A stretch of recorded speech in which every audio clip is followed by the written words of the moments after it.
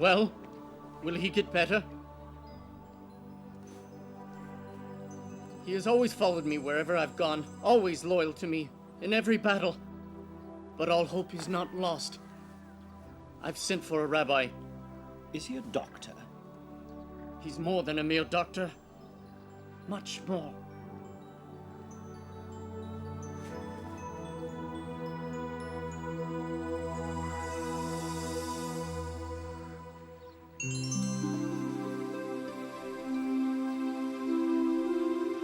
Why do you want me to accompany you to Cornelius's house? Because his servant is dying. Death is part of life. Cornelius loves his servant and would gladly give his life in exchange for his, master. He says you're his only hope, that only you can heal him.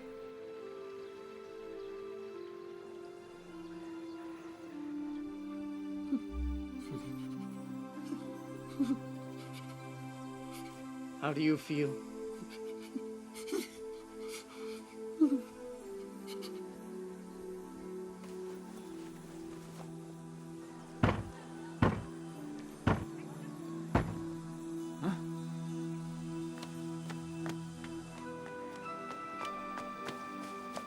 Jesus!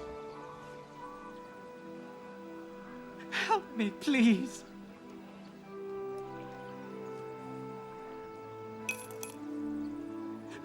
May God bless you and your house.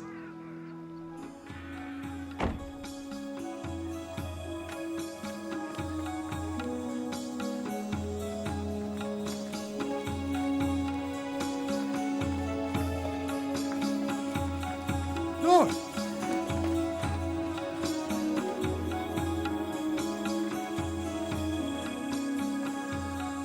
It's him!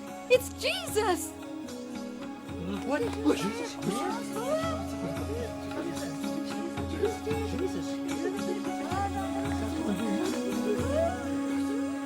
It's here. Thank you. Thank you for coming. My servant is sick in bed and suffering terribly. Take me to your servant, and I'll heal him. No, Lord. I am not worthy of your coming under my roof. Just say the word, and my servant will be healed. I have soldiers at my command. If I say to one of them, go, he goes. If I say come to another, he comes. Lord, you need only say the word, and my servant will be healed. Just say the word. I tell you that nowhere in Israel have I found faith like this. Many will come from the east and west, and will be seated at my table with Abraham, Isaac, and Jacob in the kingdom of heaven, while the children of the earthly kingdoms will be cast out into the darkness, and there will be weeping and gnashing of teeth. Say the word, my lord, I beseech you. And my servant...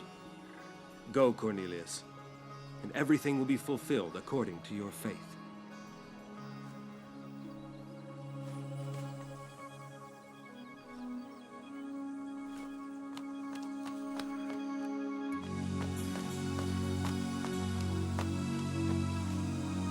Cornelius, your servant is healed.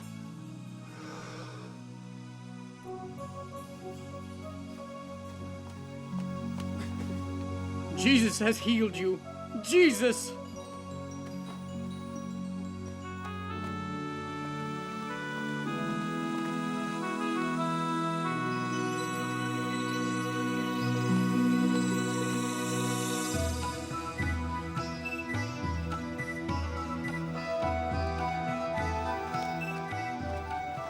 Master, I will follow you wherever you go.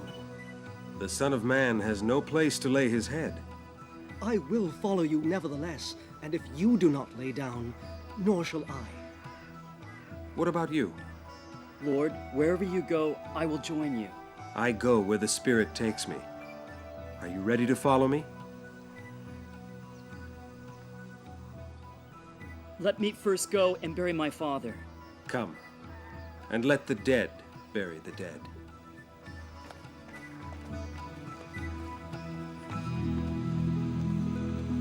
It was a miracle. It was a miracle. He helps everyone, even Romans. He says things no man has ever said before. Did you hear? He's done another miracle. I'm sure it's against the law.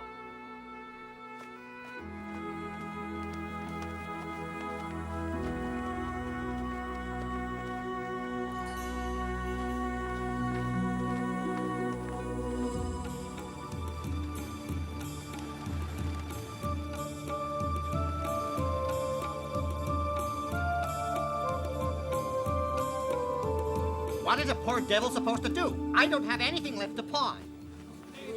Nonsense! Is it my fault that he can't pay me? Aren't I entitled to some security? Or am I supposed to lose what is mine?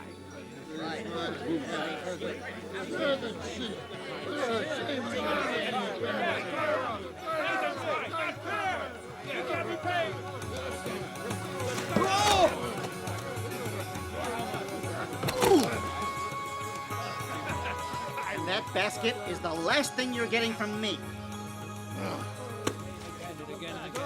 I want this problem resolved.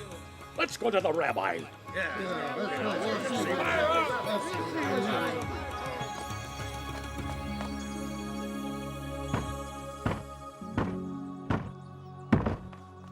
Who is it?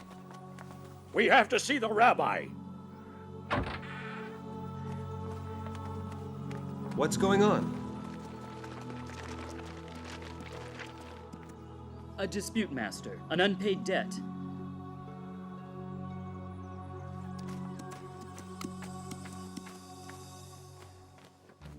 Well, would you like to explain what has happened? This man has cheated me of 20 denarii. Is that so? He lent them to me. And then when I was unable to pay him back, I asked him to be patient. Patience? You can't eat patience. But instead of giving me more time, he asked for something in exchange. What? 1 month it was an amphora of oil. A month later, a barrel of wine. Listen, Rabbi, I ended up giving him more than he lent me in the first place. But he still hasn't given me back my money. Those things merely represent the interest on the loan. And now what? Another month has passed, and he still doesn't have my money. But I don't have anything left to give. Nothing. Just my donkey. Fine. Give me your donkey, then.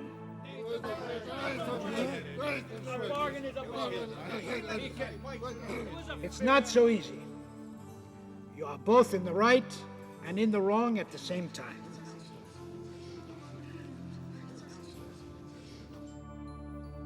Nathan, you lent him some money, and quite rightly you want it back again. Of course. But you forced your debtor to give you everything he owned. Well, on the other hand, you, Karen, failed in your duty to repay the money.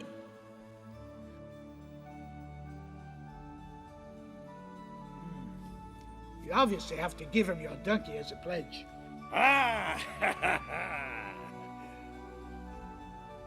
But without my donkey, I won't be able to work. And if I don't work, I'll never be able to pay my debt. What will I give him when the next month comes around?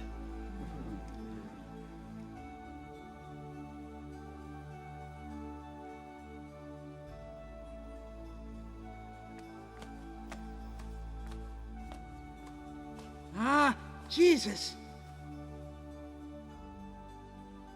Be careful how you judge others, for God will judge you in the same manner. but I have been wronged. 2 wrongs don't make a right. What? You have been taught an eye for an eye, a tooth for a tooth. But I tell you to offer the other cheek to him who strikes you. How absurd. What am I supposed to do? Give another 20 denarii to this man? Why do you see the speck of dust in your brother's eye and not notice the plank in yours? First, you should make sure that your own behavior is blameless. Only then may you judge others. Do you hear what he is saying? That's not what the law of Moses says. I have not come to abolish the law of Moses, but to fulfill it. I bring you a new commandment. Love your enemies, and pray for those who persecute you. What does that mean? If you love only those who love you, what merit do you have? And if you lend money only to those you know will pay you back, how can you expect God to be pleased with you? Even the Pharisees lend money with interest. That mean that I don't owe Nathan anything? You've also committed a wrong.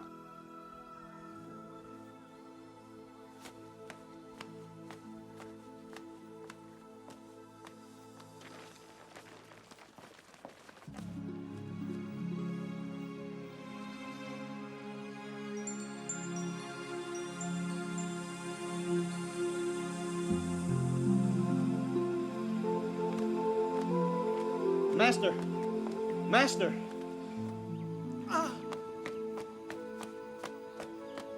I understand. I've understood everything. What have you understood, Chiram? I've left my donkey to that man. It was all I had, but it doesn't matter because I want to start afresh. I'm coming with you.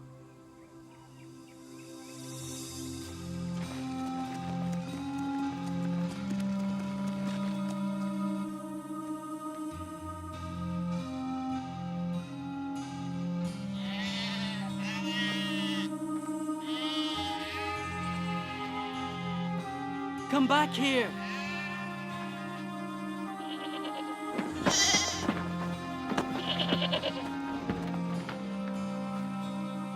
Oh, no!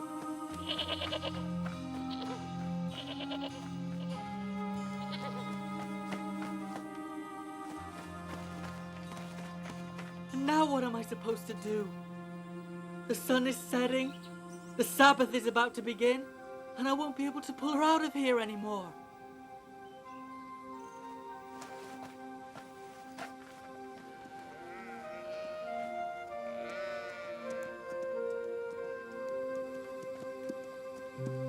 Please stop! Help me! What's wrong? Please help me to save my sheep. Oh, no, I'm sorry. It would take too long. I've got to get back before the Sabbath begins. In fact, you should get a move on.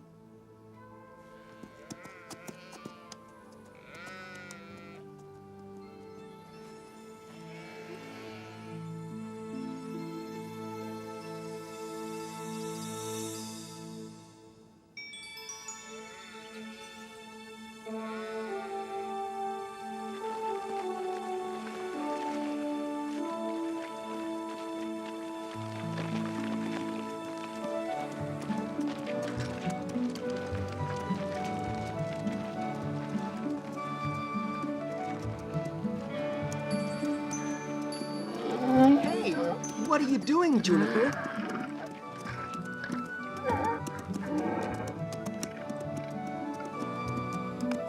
What's gotten into him? Look.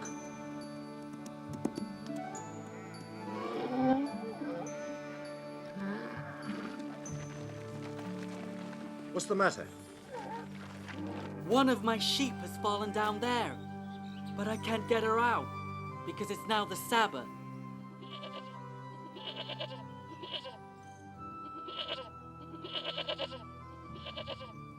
What are you gonna do? I'll wait here. In the meantime, the poor thing could die. I can't break the law. The law forbids working on the Sabbath, but you feed your sheep on the Sabbath, don't you? But Lord, if I didn't, I would lose them. Do you want to lose this one who has fallen? It is always lawful to do good, even if it is the Sabbath. It's all right. We'll take care of it.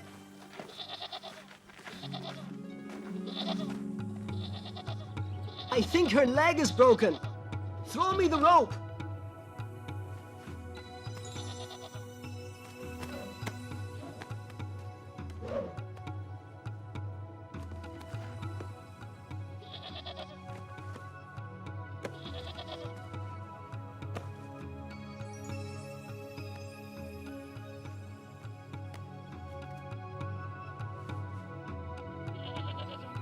Pull her up.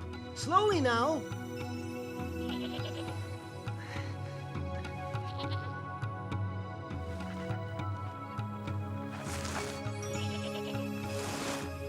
Come on.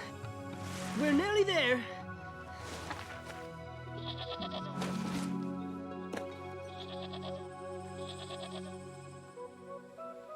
How can I thank you enough, Lord?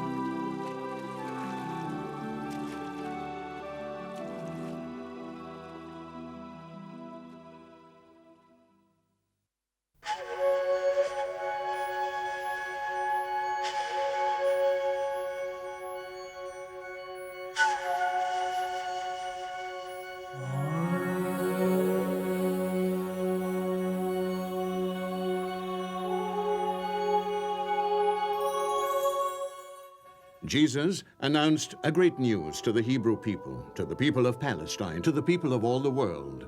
This constitutes the heart of his teaching. Jesus says, "You must love the Lord your God with all your heart, with all your soul, and with all your mind." This is the greatest and the first commandment. The second resembles it. You must love your neighbor as yourself. On these two commandments hangs the whole law, and the prophets too. Jesus himself explains the meaning of what he is announcing. You have heard how it was said, "You will love your neighbor and hate your enemy." But I say this to you, love your enemies and pray for those who persecute you. Be children of your Father in heaven, for he causes his sun to rise on the bad as well as the good, and sends down rain to fall on the upright and the wicked alike. For if you love those who love you, what reward will you get? I say this to you, love your enemies. Do good to those who hate you. Bless those who curse you. Pray for those who treat you badly. But at that time, these words constituted a scandal or a folly to the people of Palestine and to whomever may have heard them. That world was indeed ruled by provisions completely different from those of nowadays, which state even the legitimacy of vengeance. Received injustice had to be repaid with another injustice, an eye for an eye, a tooth for a tooth. The principles regulating life in the Roman Empire and other nations were equally tough and even violent. Jesus, on the contrary, announced loving rules and new beatitudes, as in the Sermon on the Mount. To those accusing him of abolishing the law of Moses, Jesus explains, "Do not imagine that I have come to abolish the law of Moses, that is the 10 Commandments, or the prophets. I have come to complete those rules, to enrich them." To a rich young man who asked him what to do to possess eternal life, Jesus answered, "Keep the commandments." "I have kept them since childhood," said the young man. Jesus said, "If you wish to be perfect, go and sell your possessions and give the money to the poor. Then come and follow me." This is a proposal of boundless love. And it is the great news brought by Jesus to the people of his time and to everybody until the end of time. The news of love, the thread of a new relationship between God and humankind, the thread of the new covenant. However, a few centuries before, the Lord had said through the prophet Jeremiah, "I shall establish with Israel a new covenant, a covenant made up of love." Jesus, he is the star.